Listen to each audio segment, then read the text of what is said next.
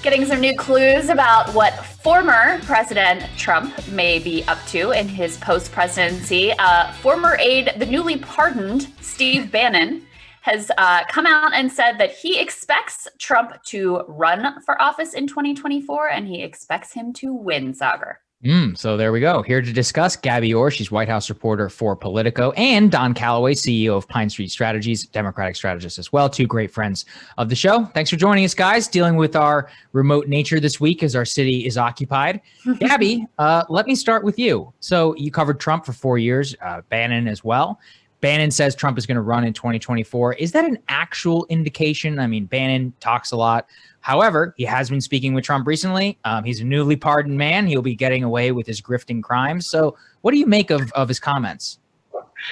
Yeah, I think we have to take what Steve Bannon says with a grain of salt at this point. He has been in touch with the president over the past few weeks, but others who have also been in touch with the president even more frequently have indicated that this is still very much up in the air. The president has received encouragement from some of his 2020 campaign aides and 2016 campaign hands to launch another bid in 2024. But there are other people who are kind of in his ear telling him that it might be time to step aside and let somebody else take the mantle of the movement that he's built, whether that's Mike Pence or Nikki Haley or even a member of his own family. At the same time, though, I mean, it is interesting that the president just yesterday, when he went down to Mar-a-Lago, he brought with him a small coalition of aides who have been loyal to him since 2016 and will continue working with him for the next few years. What exactly they'll be doing to help the former president, we're not sure. But they were very much involved in the strategy behind his 2016 and 2020 campaign. And if he did decide to proceed with another run in 4 years, Dan Scavino and Jason Miller and a few others who will be there by his side would be heavily involved in that. Really interesting. I mean, Don, you got a lot of people who have made a lot of money and stand to profit a lot out of Trump's political future. What do you make of all of this? Run. I hope he does. I hope he splinters and destroys the Republican Party. I don't give a care. I hope he starts the Patriot Party. To me, that only helps Democrats. I hope that not for the sake of the country, but for the sake of my partisan nature, I hope that he continues to absolutely shred what is left of the establishment Republican Party. I spent a lot of time over the last couple of days as we watched the inauguration hoopla thinking about, how did we get here? Of course, there's the relief and there's the hangover, but more importantly, I'm just thinking about how did we get here to begin with and how do we make sure it doesn't happen again? Of course, we'll elect another Republican president. Of course, we'll have another Republican Senate majority in the near future. Of course, we'll elect another arch conservative. But I just think the big takeaway for me is that I hope we never elect someone this small, someone this petty, someone this fundamentally unfit for the office. And I think that once you think about those type of things, as my son hands me my computer charger because it's about to die. Thanks, kid. As you think about that, what really worries me is that millions of Americans saw the red flags and were vocal about them ahead of time. And I fundamentally worry about how we got here because why weren't those voices enough?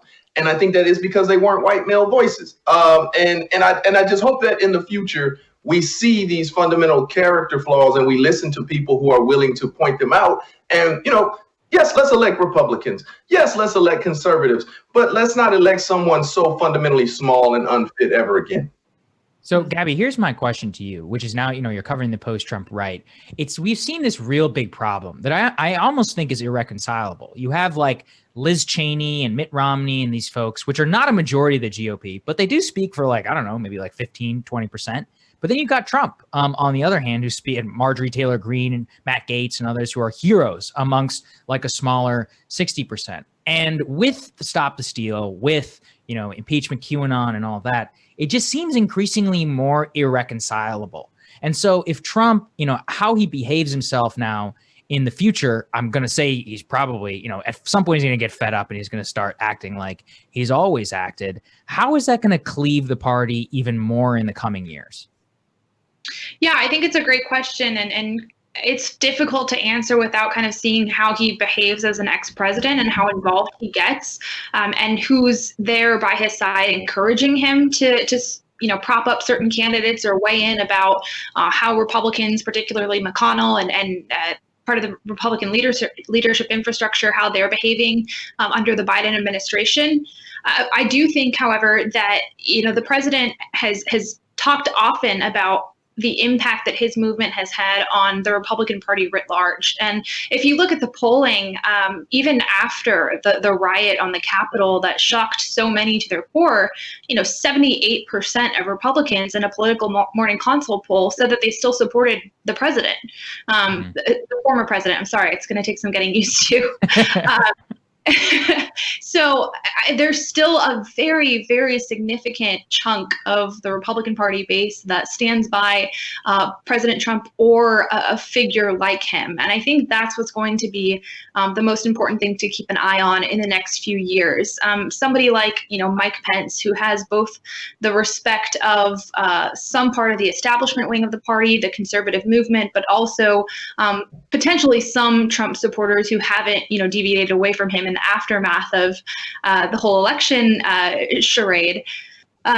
Somebody like, a Josh Hawley or a Tom Cotton, who, again, Tom Cotton is an example of somebody who can work with more establishment Republicans, but also has the respect of the Trump wing of the party. I think it's going to be interesting to see how those characters fit in and whether the establishment makes any room for somebody like that who can potentially bring back those two wings of the party, like you said, that right now just seem so unable to get over their differences.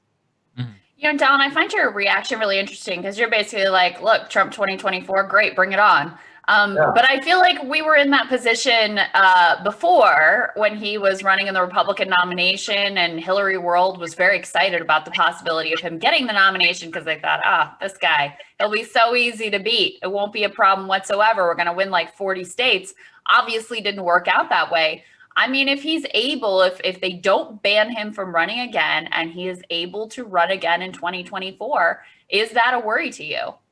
No. Well, right now we have the retrospect of 4 years of the worst presidency of our lifetimes. I won't say the worst presidency ever. I don't like hyperbole because I can't comparatively evaluate him with the presidency of Franklin Pierce, right? I don't know what that guy did, but now we have a tangible piece of history that we can compare to, which we did not have under Hillary Clinton. And I think that some good and decent and tax-paying citizens looked past a lot of the red flags in 2016 and said, well, how bad can it really get? And I think now we've seen how bad it can really get. And unfortunately, but if I could just push you on that, I mean, he came very close to getting reelected. It was way too close for comfort.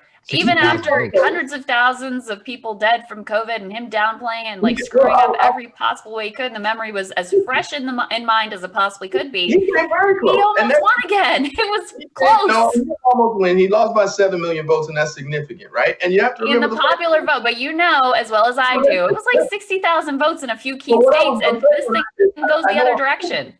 What I was going to say the first time is I think a switch flipped in a lot of people's heads when violent insurrectionists took over the Capitol 2 weeks ago at his incitement. And you can't detach his political prospects from that incident on January 6th.